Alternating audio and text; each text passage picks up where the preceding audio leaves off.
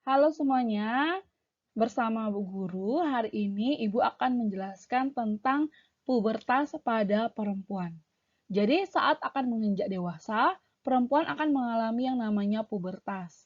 Nah, menstruasi pada perempuan itu menandakan bila perempuan telah memasuki masa pubertas. Nah, apa itu pubertas? Jadi pubertas itu nama lainnya masa puber ya, merupakan tanda bahwa anak sudah mulai beranjak dewasa. Nah, istilah pubertas itu biasanya digunakan ketika anak telah mengalami perubahan hormon di dalam tubuh yang berkaitan dengan kematangan organ-organ reproduksinya.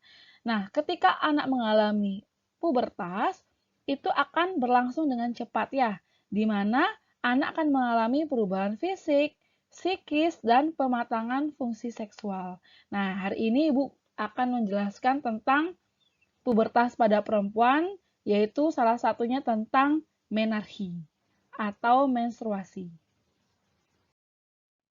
Apa itu menstruasi? Nah, tahap awal ketika anak perempuan menginjak dewasa yaitu mengalami menstruasi. Menstruasi itu peristiwa keluarnya cairan darah dari vagina di mana darah tersebut merupakan lapisan dinding rahim yang meluruh bersama sel telur yang tidak dibuahi. Nah, biasanya tanda dari menstruasi itu adalah tanda anak perempuan menjadi dewasa. Jadi dari peralihan bayi, balita, anak-anak, dan dewasa, remaja. Kemudian menstruasi merupakan proses alami bagi perempuan. Semua perempuan mengalami menstruasi. Biasanya menstruasi terjadi pada usia anak 10 sampai 15 tahun. Kemudian menstruasi pertama yang dialami anak perempuan namanya menarki atau menarki. Menarki adalah menstruasi yang pertama kali dialami anak perempuan. Nah, biasanya tanda menarki itu ada nyeri atau kram. Biasanya pada punggung bawah dan kaki. Kemudian ada perubahan cairan vagina menjadi gelap atau kecoklatan. Sakit kepala dan terkadang mudah tersinggung atau marah. Merasa kembung atau tubuh terasa lebih berat. Jika anak-anak mengalami ini, berarti anak-anak sedang mengalami mens pertama ya. Jadi tidak usah takut ataupun panik ya. Jadi segera nanti lapor atau berbicara kepada ibu, kakak, orang yang kalian percaya. Apa yang sebenarnya terjadi pada perempuan setiap bulan? Jadi perempuan setiap bulan itu akan mengalami pertumbuhan folikel pada ovariumnya. Folikel itu merupakan calon sel telur. Selanjutnya, ketika sel telur telah matang dari ovarium, dia akan lepas menuju ke tuba falopi atau saluran telur. Nah, di sini pada saat pematangan ovum dibarengi dengan peningkatan jumlah hormon estrogen dan progesteron yang menyebabkan dinding rahim menebal. Kemudian ketika ovum tidak dibuahi oleh sel spermatozoa, nanti lapisan dinding rahim dan sel ovum akan meluruh. Nah, meluruhnya lapisan dinding rahim dan sel ovum itulah yang disebut dengan menstruasi. Ketika remaja mengalami menstruasi, apa yang terjadi saat menstruasi? Nah, biasanya saat pertama kali menstruasi, anak-anak pasti merasa takut, malu, ataupun panik ya. Ingat pesan ibu, jangan khawatir. Menstruasi adalah proses alamiah. Jadi setelah anak-anak mengalami menstruasi, bicaralah pada ibu, kakak, atau ibu guru yang ada di sekolah kalian ya. Kemudian saat menstruasi, darah akan keluar dari vagina atau alat kelamin secara alami selama 2-7 hari. Masa subur biasanya terjadi 2 minggu sebelum hari pertama menstruasi. Kemudian, apa yang harus dilakukan saat menstruasi? Nah, anak-anak ketika mengalami menstruasi, anak-anak memakai pembalut untuk menampung darah yang keluar dari vagina. Nah, di mana Bu Guru mendapatkan pembalut sekali pakai? Anak-anak bisa membeli di toko atau di warung terdekat ya. Jadi, hampir semua warung, toko itu menyediakan pembalut sekali pakai. Kenapa? Karena ini merupakan kegiatan yang setiap bulan dilakukan oleh perempuan ya. Jadi hampir semua toko itu menyediakan. Jadi anak-anak tidak perlu malu untuk membeli di warung atau di toko. Selanjutnya, kapan mengganti pembalut? Nah, pembalut itu sebaiknya diganti setiap 4-5 jam sekali. Nah, alasannya yaitu apa? Untuk mencegah timbulnya penyakit pada vagina dan saluran kencingnya. Jadi biar tidak terinfeksi karena kelamaan anak-anak mengganti pembalut ya. Nah, 5 waktu mengganti pembalut biasanya yang pertama saat anak-anak baru bangun ya. Ketika mandi pagi, anak-anak mengganti pembalut. Kemudian saat berada di sekolah misalnya lebih dari 5 jam, ketika terasa penuh, anak-anak bisa mengganti. Ingat, membuangnya itu tidak sembarangan ya. Kemudian tidak boleh juga dibuang di dalam kloset atau toilet ya. Jadi buanglah di tempat sampah. Yang ketiga, setelah pulang sekolah. Jadi anak-anak setelah pulang sekolah, anak-anak bisa mengganti pembalutnya. Kemudian pada saat mandi sore dan sebelum tidur. Inilah 5 waktu anak-anak mengganti pembalut.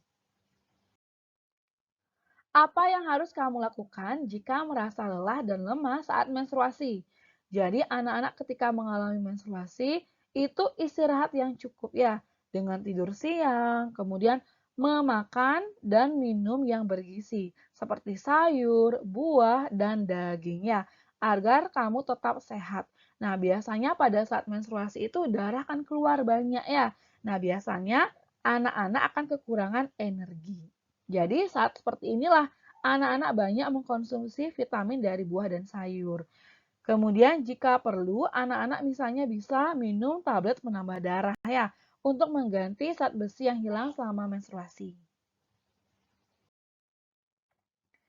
Apa yang bisa kamu lakukan ketika sedih atau marah saat menstruasi?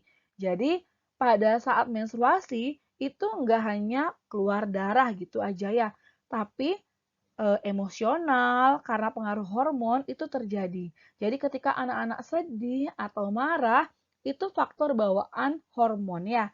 Nah, di mana anak-anak bisa beristirahat atau bercerita dengan ibu, kakak, dan sahabat ya atau teman. Biasanya ketika anak-anak bercerita itu membantu mengurangi rasa kesal anak-anak ya. Kemudian anak-anak bisa bermain dengan teman. Kemudian di masyarakat banyak beredar mitos tentang menstruasi. Katanya tidak boleh mencuci rambut saat menstruasi ya. Nah, itu salah ya. Jadi anak-anak harus tetap menjaga kebersihan tubuh dengan rajin mandi, keramas, dan gosok gigi. Nah, jadi anak-anak boleh mencuci rambut ketika menstruasi ya. Jadi kamu harus mandi dengan sabun, cuci rambut dengan sampo, sikat gigi agar tubuh bersih, tidak bau, jadi tidak menyebabkan bau badan, tidak gatal, dan tidak terkena penyakit ya.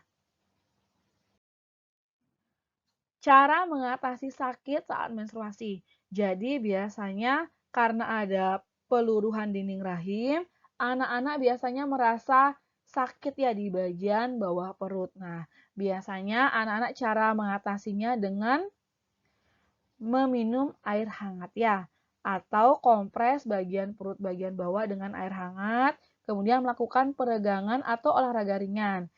Jika tidak tahan sakit, anak-anak bisa meminta resep pada dokter ya. Nah, biasanya anak-anak bisa meminta resep pada puskesmas terdekat atau dokter terdekat. Jadi pada saat menstruasi, ketika anak-anak merasa sakit, itu nggak boleh mengkonsumsi minuman bersoda. Nah, biasanya masyarakat itu banyak bilang, oh kalau sakit perutnya agar hilang silakan minum atau beli minuman yang bersoda. Nah, itu salah ya. Jadi jika anak merasa sakit saat menstruasi, silakan anak-anak konsultasi pada orang yang dipercayai, misalnya dokter atau ibu kalian ya. Nah, kemudian ini misalnya contoh kejadian yang ada di sekolah. Bagaimana jika rok atau celana terkena noda darah saat menstruasi? Nah, anak-anak ingat, tetap tenang ya. Jangan panik, kamu bisa menutupinya dengan tas atau dengan cara membalik rok ke depan ya. Atau mungkin ditutupi dengan jaket gitu ya. Kemudian agar tidak tembus, sebaiknya anak-anak harus sering mengganti pembalut ya, dan selalu membawa cadangan pembalut saat ke sekolah atau berpergian. Kemudian, apakah pembelajaran menstruasi ini hanya untuk perempuan? Mengapa anak laki-laki perlu tahu juga? Nah, alasannya anak laki-laki itu juga harus pahami yang tentang menstruasi, agar anak laki-laki dapat berlaku sopan dan menghargai perempuan ya. Jadi, kita harus tekankan bahwa ibu yang melahirkan anak laki-laki ya, dulunya juga anak perempuan yang mengalami menstruasi sama seperti temanmu ya. Nah, jadi itulah pentingnya kita juga perlu memberi informasi kepada anak laki-laki. Kemudian bagaimana peran anak laki-laki? Jadi peran anak laki-laki adalah jangan mengejek ya. Jadi ketika bertemu temannya yang mengalami menstruasi, anak laki-laki dapat bersikap sopan dan menawarkan bantuan ya. Nah, jadi itu adalah sekilas tentang menstruasi. Selain itu, apa yang terjadi pada tubuh perempuan setelah mengalami menstruasi? Nah, biasanya perempuan yang menginjak remaja itu tinggi badannya akan bertambah. Kemudian terjadinya pembentukan lemak dan jaringan, makanya kulit akan terasa lebih mulus ya, berjerawat. Kemudian pembesaran pada area pinggul, pertumbuhan rambut di area kemaluan dan ketiak. Kemudian suara menjadi lebih lembut. Kemudian ada pertumbuhan buah dada dan puting susu menonjol. Akibatnya akan sakit bila tersentuh ya. Nah, jadi ini ciri-ciri umum. Yang terakhir yaitu timbulnya ovulasi atau haid dan menstruasi ya. Jadi ini yang terjadi pada perempuan ketika dia mengalami masa pubertas. Nah, sekian pemaparan Ibu hari ini tentang menstruasi. Semoga informasi yang Bu Guru berikan ini membantu anak-anak atau para orang tua jika anak perempuannya atau diri kalian itu mengalami menstruasi. Terima kasih, sampai jumpa.